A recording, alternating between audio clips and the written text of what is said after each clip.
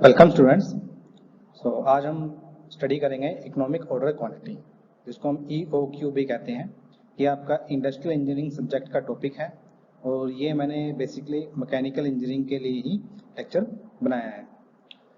इस लेक्चर को पढ़ने के बाद आपको इकोनॉमिक ऑर्डर क्वांटिटी कैसे कैलकुलेट करने हैं ये आपको पता लग जाएगा और आप उसको कैलकुलेट भी कर सकते हो। आज के लेक्चर में हम सबसे पहले पढ़ेंगे कि आपका इकोनॉमिक ऑर्डर क्वांटिटी होती क्या है और उसको आप कैसे फाइंड आउट करोगे। उसके बाद कुछ न्यूमेरिकल भी हम इसमें सॉल्व करेंगे, जिससे आपको आइडिया हो जाए कि हम इकोनॉमिक ऑर्डर क्वांटिटी कैसे फाइंड आउट कर सकते हैं अपना प्रैक्टिकल सिचुएशन में और इन न्यूमेरिकल प्रॉब्लम्स में। लास्ट लेक्चर में हमने पढ़ा था कि आपका इन्वेंट्री होती क्या है और इन्वेंट्री कंट्रोल कैसे करते हैं। इन्वेंट्री कंट्रोल का बेसिक मेन एम जो होता है वो होता है आपका इन्वेंट्री की कॉस्ट को मिनिमाइज करना। इन्वेंट्री की कॉस्ट में आपकी दो कॉस्ट एसोसिएटेड होती है। फर्स्ट होती है आपकी ऑर्डरिंग कॉस्ट, सेकंड होती है आपकी कैरिंग कॉस्ट। ऑर्डरिंग कॉस्ट जो आपको इन्वेंट्री आपको ऑर्डर करना है, उसमें इन्वेंट्री का आपका रिक्विजिशन बनाना, उसका ट्रांसपोर्ट, उसका टेंडर देना, उसको परचेज करना, फिर उसकी इंस्पेक्शन करना, ये सब हमारा ऑर्डरिंग कॉस्ट में आता है। लास्ट लेक्चर में हम पढ़ चुके हैं। कैरिंग कॉस्ट में आपका जो इन्वेंट्री आपके पास आ चुकी है, अब उसको जो आप स्टॉक में रखी है उसका जो एक्सपेंडिचर होगा रखने का, उसका जो कॉस्ट पड़ेगा वो आपकी कैरिंग कॉस्ट होती है। जैसे उसका मेंटेनेंस हो गया, उसके सर्विस हो गई, या फिर आप प्रॉपर्टी टैक्स दे रहे हो, रेंट दे रहे हो जहां पर आपकी इन्वेंट्री रखी हुई है उस स्टोर रूम का, तो वो आपका कैरिंग कॉस्ट होता है।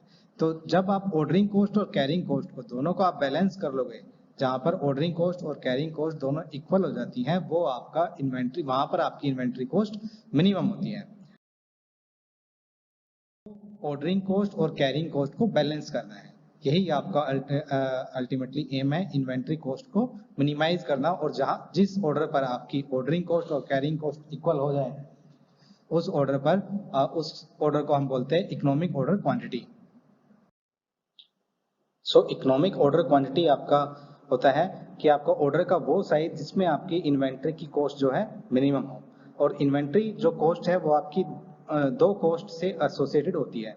फर्स्ट कॉस्ट जो होती है वो होती है आपकी ऑर्डरिंग कॉस्ट और सेकंड कॉस्ट होती है आपकी कैरिंग कॉस्ट। ऑब्वियसली एज आप नंबर ऑफ यूनिट्स पर ऑर्डर अगर आप इंक्रीज करोगे तो आपके नंबर ऑफ ऑर्डर्स डिक्रीज हो जाएंगे और उसी हिसाब से आपकी ऑर्डरिंग कॉस्ट आपकी डिक्रीज होगी।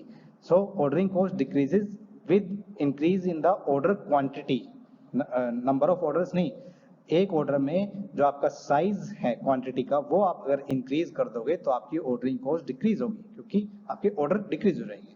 लेकिन क्योंकि अगर आपने क्वांटिटी इंक्रीज की है तो आपके स्टॉक में जो इन्वेंट्री होगी वो भी आपकी इंक्रीज हो जाएगी, और जितनी ज्यादा इन्वेंट्री आपके स्टॉक में होगी उतनी ही ज्यादा उसकी आपकी कैरिंग कॉस्ट आपकी उतनी ही इंक्रीज होगी। आपकी कैरिंग कॉस्ट जो है वो ऑर्डर क्वांटिटी के साथ साथ इंक्रीज होती है।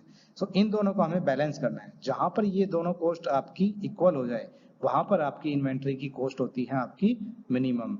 और इसी मिनिमम कॉस्ट के कॉरस्पॉन्डिंग जो आपका ऑर्डर साइज होता है वो होता है आपका इकोनॉमिक ऑर्डर साइज, और जिसको हम बोलते हैं EOQ। यही आपको फाइंड आउट करना होता है। EOQ में बेसिकली आप बैलेंस आप इक्वल करते हो ordering cost equal to carrying cost.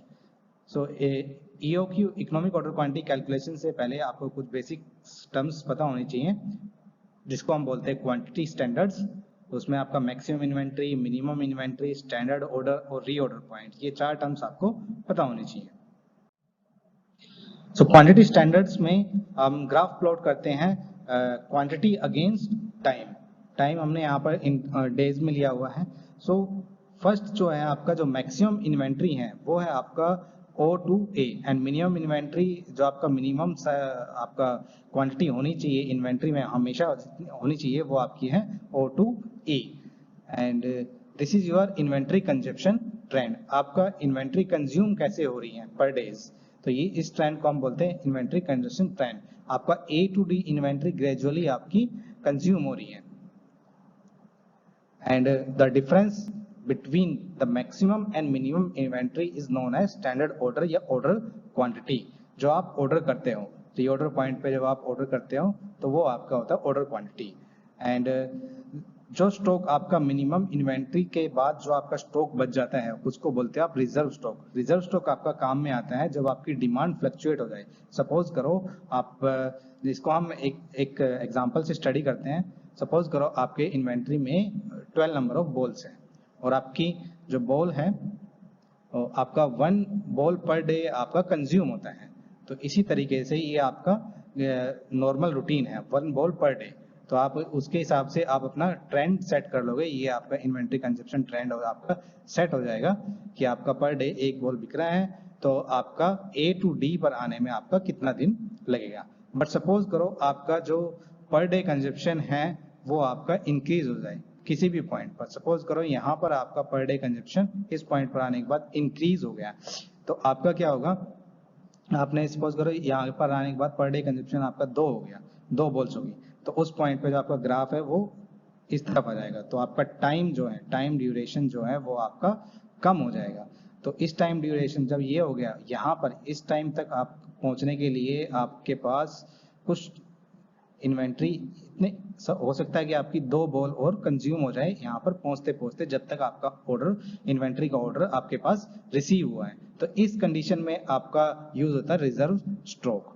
Reserve stock जब आपकी फ्लक्चुएशन, आपकी डिमांड में फ्लक्चुएशन होती है तो उसको मीट करने के लिए आप रिजर्व स्टॉक का यूज करते हैं और ये आपके पास हमेशा होना चाहिए। नेक्स्ट आपका जो है वो है ये एवरेज वर्किंग इन्वेंट्री। ये आपका जो स्टैंडर्ड ऑर्डर क्वांटिटी है उसका हाफ होता है एवरेज वर्किंग इन्वेंट्री। नेक्स्ट आपका जो है that is your reorder point. Reorder point आपका वो पॉइंट होता है जहां पर आपका इन्वेंट्री का साइज पहुंच जाए इस पॉइंट पर, point B is known as your reorder point. And इस पॉइंट पर आपको ऑर्डर करना ही है। अगर इससे आप लेट करोगे तो आपका जो ऑर्डर है वो आपकी जो इन्वेंट्री है, रिजर्व स्टॉक की इन्वेंट्री आपकी यूज होनी स्टार्ट हो जाएगी। और सपोज करो आपकी डिमांड में फ्लक्चुएशन हो गई बीच में, तो आपका रिजर्व स्टॉक भी खत्म हो जाएगा जिससे आपका लॉस हो सकता है because of lack of inventory. तो आपको एक पॉइंट ऐसा सिलेक्ट करना होता है रीऑर्डर पॉइंट जहां पर आपको ऑर्डर करना ही होता है, और ये आप सिलेक्ट करते हो विद योर पास्ट एक्सपीरियंस। आपका जो ट्रेंड है, कंजप्शन ट्रेंड के हिसाब से आप सिलेक्ट करते हो मुझे किस पॉइंट पर आकर आपकी इन्वेंट्री इतनी बची हुई है, इस इन्वेंट्री पर आकर आपका जो है आपको रीऑर्डर करना है। Reorder point B to point B तक आपका जो टाइम होता है, रीऑर्डर जब आपने ऑर्डर किया है और ऑर्डर रिसीव हुआ है उसको आप बोलते हो लीड टाइम। और लीड टाइम आपका क्या होता है, it is the number of days between initiating the order and receiving the order. Lead time में आपके 2 टाइम कंज्यूम होते हैं, requisition time are B2C and C2D आपका होता है प्रोक्यूरमेंट टाइम। रिक्विजिशन टाइम में आप क्या करते हो, ऑर्डर का आप रिक्विजिशन बनाते हो और उसका ऑर्डर प्लेस करते हो, और प्रोक्यूरमेंट टाइम पे क्या बाद आपके पास ऑर्डर आपके पास आता है, आप उसका इंस्पेक्शन करते हो, उसके बाद आप अपना इन्वेंट्री स्टॉक में उस ऑर्डर को रखते हो। तो ये पूरा टाइम जो होता है लीड टाइम, ये टाइम आप कैलकुलेट करके रखते हो रीऑर्डर पॉइंट के लिए। ये आपका पास्ट एक्सपीरियंस से आता है जब आप अपना ट्रेंड देखते हो कंजप्शन कैसे होता है, और ये पॉइंट आप सेट करते हो। नेक्स्ट आपका है एवरेज इन्वेंट्री। एवरेज इन्वेंट्री जो होता है आपका average working inventory plus reserve stock, इसको हम बोलते हैं एवरेज इन्वेंट्री। तो ये आपकी क्वांटिटी स्टैंडर्ड्स हैं डिफरेंट। आपका रीऑर्डर पॉइंट क्या होता है, मैक्सिमम इन्वेंट्री क्या होती है, स्टैंडर्ड ऑर्डर क्या होना चाहिए, एवरेज इन्वेंट्री क्या होती है, लीड टाइम क्या होता है, आपको कब ऑर्डर प्लेस करना है, कब ऑर्डर प्लेस नहीं करना है, तो ये सब आपको पता होना चाहिए। तो अब हम कैलकुलेट करते हैं आपका ईओक्यू। सो सपोज करो आपके पास यू जो है वो है टोटल क्वांटिटी, यूज होती है पर पीरियड। हम पीरियड लेते हैं एनुअल, इसमें हम ले रहे हैं पीरियड आपका एनुअली, ईयरली। तो यू आपका टोटल क्वांटिटी है जो आपका ईयरली यूज हो रही है। क्यू आपका इकोनॉमिक ऑर्डर साइज है जो आप क्वांटिटी ऑर्डर करते हो पर ऑर्डर। सी आपका कॉस्ट है 1 आइटम का, और पी आपका है ऑर्डरिंग कॉस्ट पर ऑर्डर, एक ऑर्डर का कॉस्ट करने का कितना कॉस्ट है। और आई जो है वो आपका इन्वेंट्री कैरिंग कॉस्ट है एनुअली, और वो आपका परसेंटेज में होता है। आपका कॉस्ट 1 आइटम के कॉस्ट के हिसाब से आपका परसेंटेज होता है। सपोज करो आपके पास एक आइटम 10 रुपए का है और आपकी आई जो है वो आपकी 10% है। दैट मीन्स आपका जो है 10 रुपीज जो है, 10 रुपीज का 10% आपका हो गया 1 रुपीज, और 1 रुपीज आपकी उसकी कैरिंग कॉस्ट है। ओके, तो that is your inventory carrying cost. सबसे पहले आप क्या करोगे, नंबर ऑफ परचेज ऑर्डर। आपको पता है कि आपके पास टोटल क्वांटिटी जो है इतनी हमारी क्वांटिटी कंज्यूम होती है एनुअली, और एक ऑर्डर में हम ईओक्यू साइज का हम ऑर्डर करते हैं। तो नंबर ऑफ ऑर्डर कितने हो जाएंगे, टोटल क्वांटिटी डिवाइड बाय आपका ऑर्डर साइज। तो ये आपका हो गया परचेज ऑर्डर। अब इसी परचेज ऑर्डर को, नंबर ऑफ ऑर्डर को हम ऑर्डरिंग कॉस्ट से अगर मल्टीप्लाई कर देंगे, अगर हमने मल्टीप्लाई कर दिया नंबर ऑफ ऑर्डर को ऑर्डरिंग कॉस्ट से, तो आपका हो जाता है टोटल ऑर्डरिंग कॉस्ट। ये आपकी है इक्वेशन ए। ये आपके पास एक कॉस्ट आ गई। इन्वेंट्री में दो कॉस्ट होती है, ऑर्डरिंग कॉस्ट और कैरिंग कॉस्ट। ये आपका फर्स्ट कॉस्ट आ गया, ऑर्डरिंग कॉस्ट। नेक्स्ट आपको कैलकुलेट करना है कैरिंग कॉस्ट। तो कैरिंग कॉस्ट के लिए आप क्या करोगे, एवरेज एनुअल इन्वेंट्री निकाल दो Q/2। तो ये आपका एवरेज एनुअल वर्किंग इन्वेंट्री है Q/2। अब इस Q/2 को, ये आपकी एवरेज इन्वेंट्री है, एवरेज इन्वेंट्री को कॉस्ट पर आइटम और इन्वेंट्री कैरिंग कॉस्ट के साथ मल्टीप्लाई करोगे तो आपके पास total average inventory carrying cost annually आपके पास आ जाएगा। तो ये आपका आ गया Q/2 C into I, that is your equation B. तो आपके पास दोनों कॉस्ट आ गई हैं, ऑर्डरिंग कॉस्ट और इन्वेंट्री कैरिंग कॉस्ट। तो टोटल कॉस्ट क्या होता है, इन दोनों का सम होता है। जो आपका टोटल कॉस्ट है वो आपका होता है inventory ordering cost plus inventory carrying cost. So this is your inventory ordering cost and this is your inventory carrying cost. So and this is your total inventory cost. इसी cost को आपको minimise करना है bye calculating EOQ. अब जैसे कि आपको पता है ईओक्यू पर क्या होता है, आपका कॉस्ट जो मिनिमम होती है और आपका कैरिंग कॉस्ट इक्वल हो जाता है ऑर्डरिंग कॉस्ट के। सो ऑर्डरिंग कॉस्ट को अगर हम कैरिंग कॉस्ट के इक्वल रख देंगे तो आप ईओक्यू कैलकुलेट कर सकते हो। सो ऑर्डरिंग कॉस्ट हमने कैरिंग कॉस्ट के इक्वल रख दिया, तो वहां से हमारे पास ऑर्डर का जो साइज आया है दैट इज √2 आपका UP divide by C I. U आपका total number of quantity, P आपका प्रोक्योरमेंट कॉस्ट और ordering cost, C is the cost per item, I is the inventory carrying cost in percentage. So ये आपका होता है EOQ। Sometimes जो आपका होता है जो C इंटू आई है उसको हम होल्डिंग कॉस्ट भी कह देते हैं, आपका इन्वेंट्री को होल्ड करने का कॉस्ट। इसको हम इससे आपका जो फॉर्मूला हो जाता है √2UP डिवाइड बाय H। तो ये आपका फॉर्मूला है जिससे आप EOQ इकोनॉमिक ऑर्डर क्वांटिटी का साइज आप कैलकुलेट करते हो। अब हम न्यूमेरिकल्स देखेंगे कि आप न्यूमेरिकल्स में कैसे फाइंड आउट कर सकते हो EOQ को। सो पहला जो आपका न्यूमेरिकल है, एक कंपनी में आपके जो एक्स टाइप के कंपोनेंट हैं उसका रेट है आपका 5000 पर ईयर। इतना आपका कंपोनेंट आपका कंज्यूम होता है 5000 पर ईयर, और उस आइटम का कॉस्ट जो है पर item that is 20 rupees. And आपका जो उस आइटम को एक ऑर्डर को प्लेस करने का, या फिर आपका जो ऑर्डरिंग कॉस्ट है, प्रोक्यूरमेंट कॉस्ट है, वो आपका है ₹200। एंड एनुअल कैरिंग कॉस्ट जो है आपका 10% है प्राइस ऑफ पर आइटम के हिसाब से, आपका 10% है। हम स्टोरेज कॉस्ट को यहाँ पे नेग्लिजिबल कर रहे हैं और सेफ्टी स्टॉक की जो आपकी कॉस्ट है उसको भी हम नेग्लिजिबल कर रहे हैं। तो अब हम यहाँ पर EOQ कैलकुलेट करेंगे। जैसे कि आपको total number of quantity you आपको गिवन है 5000, ऑर्डरिंग कॉस्ट 200, आपका cost per item 20 and I given है 10%। So that is your 0.1।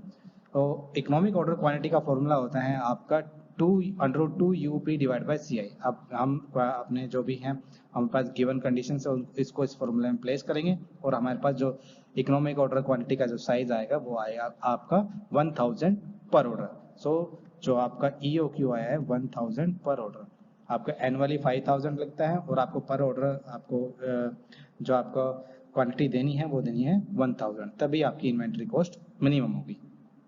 चलो एक और एग्जांपल हम देखते हैं इसमें।